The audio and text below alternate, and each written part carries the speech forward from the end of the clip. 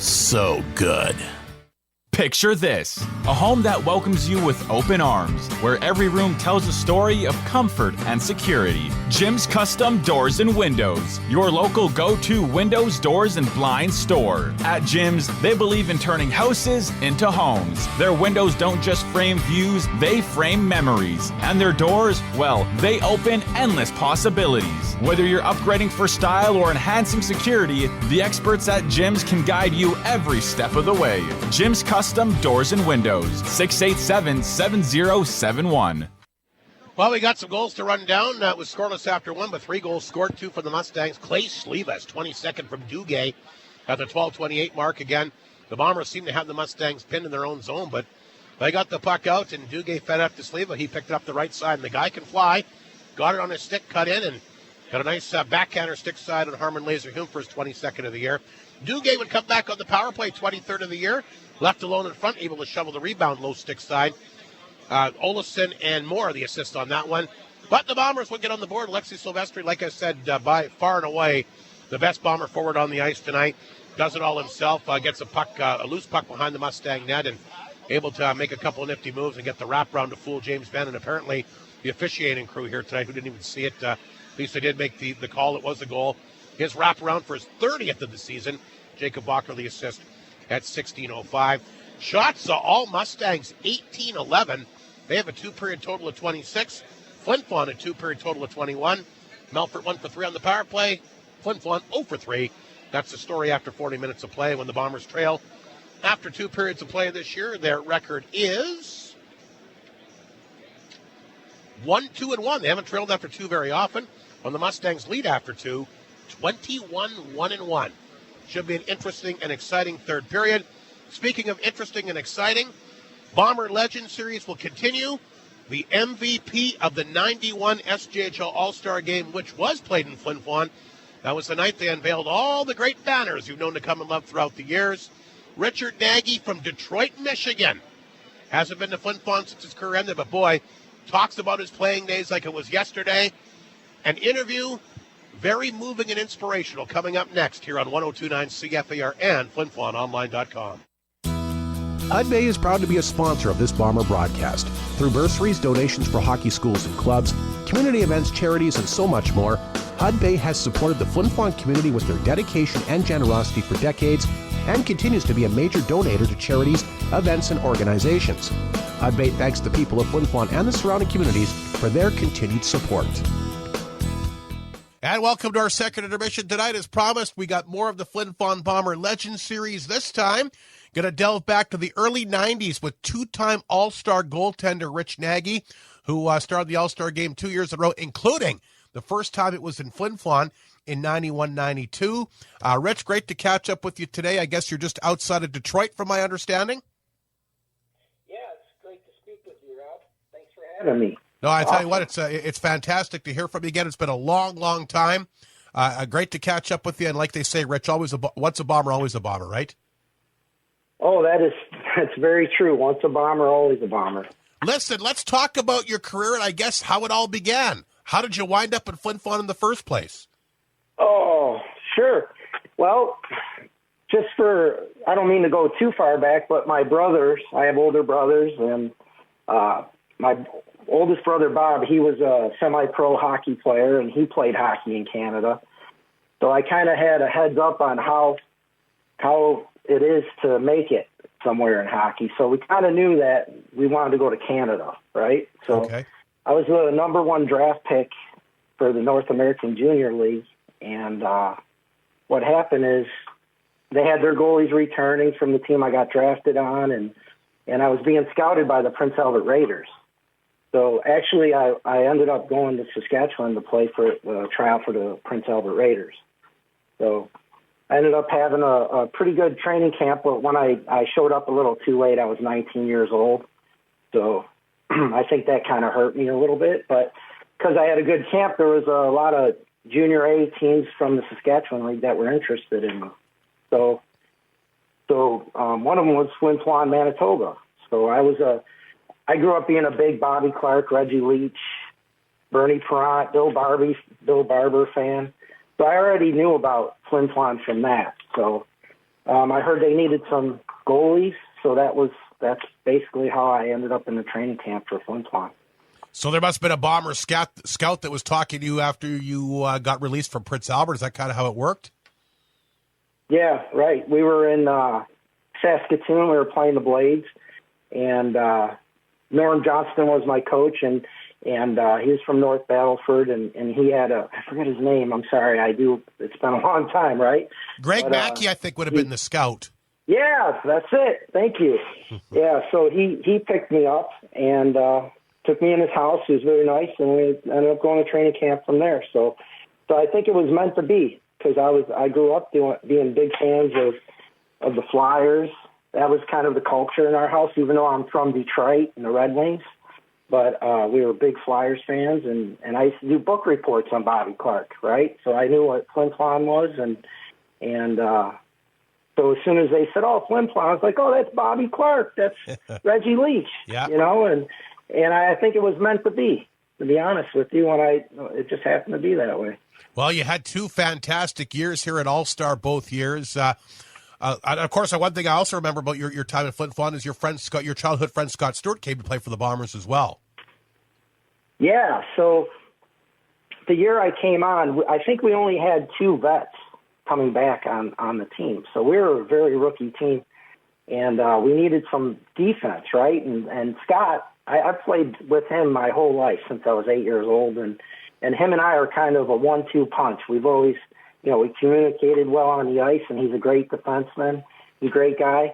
And our coach, do we have anybody? And I was like, I instantly thought of Scott. So about 2 months into it, Scott came up, and he ended up being my roommate as well.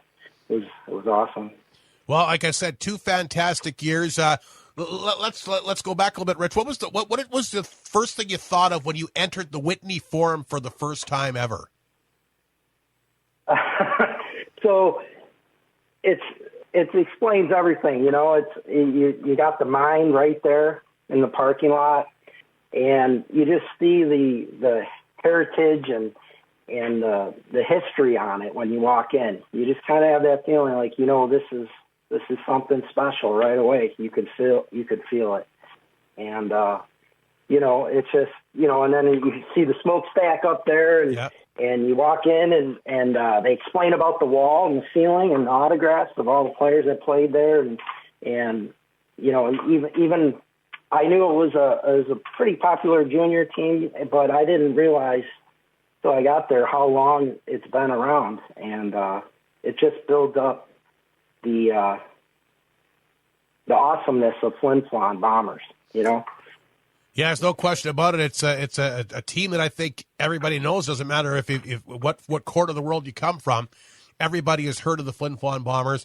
Talk about the team, the 2 years you played. I know 91-92 you guys had a pretty good club. You mentioned only 2 vets coming back for your first year, which I guess would have been 1990-91. What do you remember about the makeup of your team those 2 years you played, Rich? Well, like I said, we only had a couple guys returning, maybe 3 at the most, and in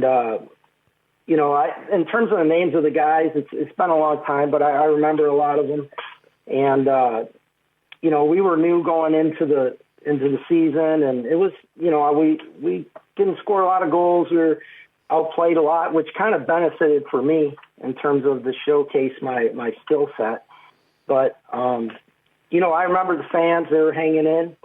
And I remember, when people would come down to the Whitney Forum and the away teams, you could just tell they hated playing us. Right. And even though we didn't finish well that season in the first year, but our home record was really good, right? So it was always important to play good in front of the home fans because they care. And it was just everybody, the teammates, we were great guys, like you said, once a Bomber, always a Bomber, and it was just a good group of guys. We just didn't fare well during the season. I don't even think we actually made the playoffs, but we were improving as the year went on, so I think we carried that on to the next year. Well, you certainly did, because that 91-92 team, I mean, there was a lot of good players on it. Yourself, Robbie Beck, Dwayne Reinhardt, Tyler Kuhn. And the interesting thing is, The core from that team that was left over the next year actually won the SJHL. Were you thinking, geez, I wish I could have hung on for one more year?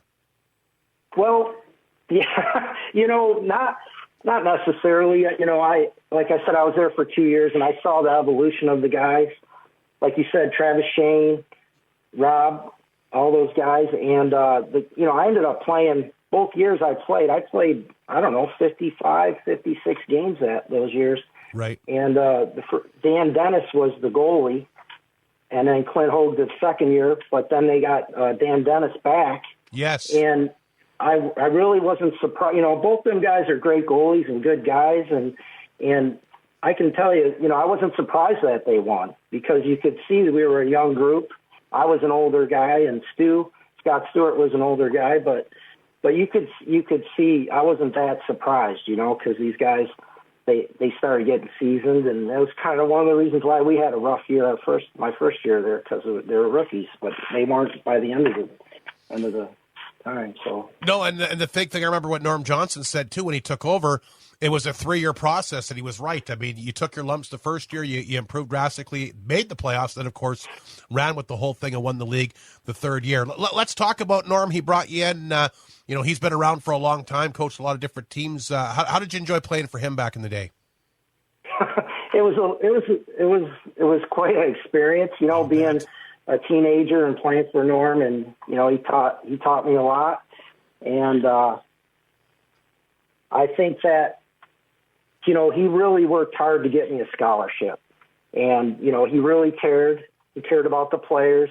He was real passionate, and it was we worked as hard as we could for him, and we worked as hard as we could for the city of Flin Flon as well. That really sticks in my mind, and rightfully so, because the town cares so much, and it just creates that cohesiveness together. You're right, though. The Bombers in the city of Flin Flon, they do go hand in hand. Of course, a long time ago that you played, but the great fan base has carried on. The Bombers have had a lot of success here the last few years. Have not been able to win the championship since 92-93 again, but have been in the finals for the last 6 years, and just a great legacy. And you're right. I don't know if you'll ever feel a better connection between fans and team like you did, and you felt it, like you said, you felt it back then between the team and the community. Just how tight knit of a group that is. Oh yeah, definitely. My billet family, the Rideouts, they just amazing people, and then the other billet families on the other teams, we always complimented them, and this city is, I owe a lot to this city. If it wasn't for playing in Flin Flon, I don't think I would be where I am today, to be honest with you. I mean, I really owe a lot to the city of Flin Flon and Flin Flon Bombers. I mean, that's where, I ended up getting a scholarship from there because I played up there, and and taking on, I was 19 years old. I was just a kid and been treated so well.